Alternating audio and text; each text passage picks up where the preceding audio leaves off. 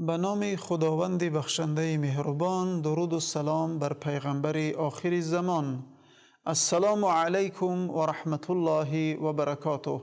بینندگان عزیز و ارجمند، روز جمعه بهترین روزهای هفته می باشد.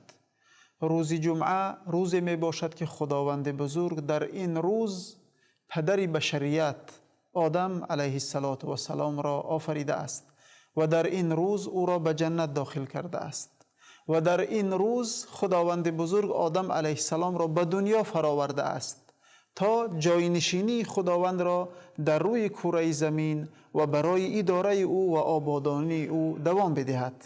اکنون دوستان عزیز و ارجمند، کمی صحبت در اطراف حکمت از نماز جمعه.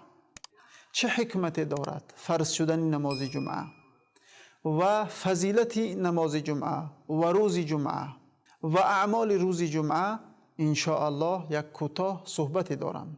حکمت از نماز جمعه این است که علما میگویند که دین مبین اسلام دین جمع کننده بشریت، دین مهر و محبت و برادری و برابری و دوستی می باشد. دین مبین اسلام انسانها را و مسلمانها را به برادری و دوستی و مهربانی جمع می کند. مثلا نمازهای پنجگانه، خداوند بزرگ ما و شما را در یک روز 5 بار امر کرده است که نماز را بگذاریم و این نماز را با جماعت در مسجد همراه یکدیگر بگذاریم و از حال و احوال یکدیگر با خبر باشیم تا کمک به یکدیگر کرده بتوانیم. یعنی هر روز 5 بار مردم محله را در مسجد خداوند جمع می کند و این عبادت بزرگ را و شکر نعمتهای خدا را با نماز خود افاده می کنند و این چنین از حال و احوال یکدیگر با خبر می شوند. مردم شهر را باشد، خداوند بزرگ در هفته یک بار در نماز جمعه جمع می کند و این بعد از این عبادت بزرگ و پیش از این عبادت بزرگ مردم مسلمان شهر و ناحیه با یکدیگر وامی خورند و از احوال یکدیگر با خبر می شوند تا بتوانند یکدیگر را کمک بکنند، راهنمایی بکنند و کار خیر در حق یکدیگر انجام بدهند. نماز جمعه بسیار نماز پرفضیلت و فرض عین می باشد بر کسانی که قدرت انجام دادن این نماز را دارند و خداوند بزرگ در قرآن کریم سوره با نام این نماز سوره الجمعه نازل کرده است و در این سوره خداوند ما و شما را امر کرده است که هرگاهی که اذان گفته شود برای نماز جمعه شما بشتابید به سوی نماز و ذکر خدا و ترک بکنید تجارت و همه کاری را که شما را از نماز باز می دارد. در حدیث دیگر آمده است که پیغمبر خدا صلی الله علیه و سلم می فرمایند خیر یوم طلعت فیه الشمس یوم الجمعه فیه خلق آدم علیه السلام و فیه ادخل الجنة و فیه اهبط الى الارض و فیه تیب علیه و فیه مات. پیغمبر خدا صلی الله علیه و سلم در این حدیث صحیحی که او را امام مسلم روایت کرده اند می فرماید که بهترین روز جمعه است.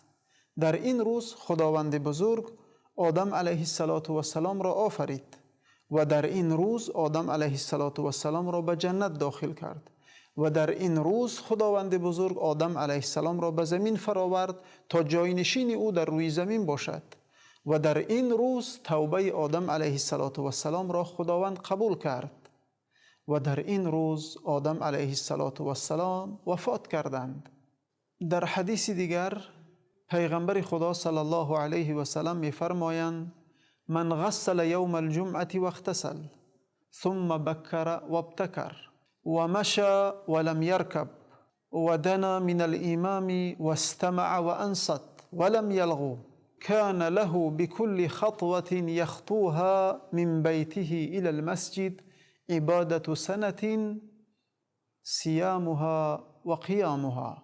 پیغمبر خدا صلی الله علیه و سلم در این حدیث مبارکشان می فرمایند هر کسی که روز جمعه غسل کرد و به نماز جمعه رفت، پیاده روانه شد، چیزی سوار نشد و به امام نزدیک شد، یعنی در صفهای اول جای گرفته نشست و گوش به سخنهای امام و پند و نصیحتهای او داد و یگان کاری بیهوده انجام نداد. خداوند به این شخص به هر قدمی که از خانه اش تا به مسجد گذاشته است، به هر قدمی زده اش ثواب 1 ساله عبادت با همراهی نماز شب و روزه روزانه اش عطا می کند. این حدیث را امام احمد رحمه الله با سند صحیح روایت کردند. یعنی این حدیث را علما می گویند که بهترین عمل و بزرگترین عمل و پرفیض و پرثوابترین عمل می باشد. چگونه دوستان عزیز؟ به معنای حدیث دقت بدهیم. پیغمبر خدا صلی الله علیه و سلم فرمودند هر کسی که روز جمعه غسل کرد و بر وقت روانه شد به نماز جمعه و به امام نزدیک شد، یعنی به صفهای اول نشست و خاموشی را رعایت کرد و گوش به سخنهای امام داد، از خانه اش تا به مسجد در عوض هر 1 قدمی که گذاشته است، خداوند بزرگ به او عبادت 1 ساله در عوض هر 1 قدم همراهی روزه آن روز و قیام شب و نماز شبش عطا می کند. اگر فرض بکنیم شما برادران گرامی بین خانه شما و بین مسجد 1000 قدم مسافه باشد، خداوند بزرگ با این طور عبادت را درست انجام دادنتان و نماز جمعه را گزاریدنتان، خداوند به شما زیاده بر نماز جمعه ثواب 1000 ساله عبادت همراهی روزه روزهایش و نماز شبهایش به شما عطا می کند. یعنی ببینید چی فضل و عظمت بزرگ الله سبحانه و تعالی به کسانی عطا می کند که به نماز جمعه بر وقت می روند و نماز جمعه را خوب می گذارند. به همین خاطر دوستان عزیز و ارجمند باید که در نماز جمعه بسیار احتیاطکار باشیم.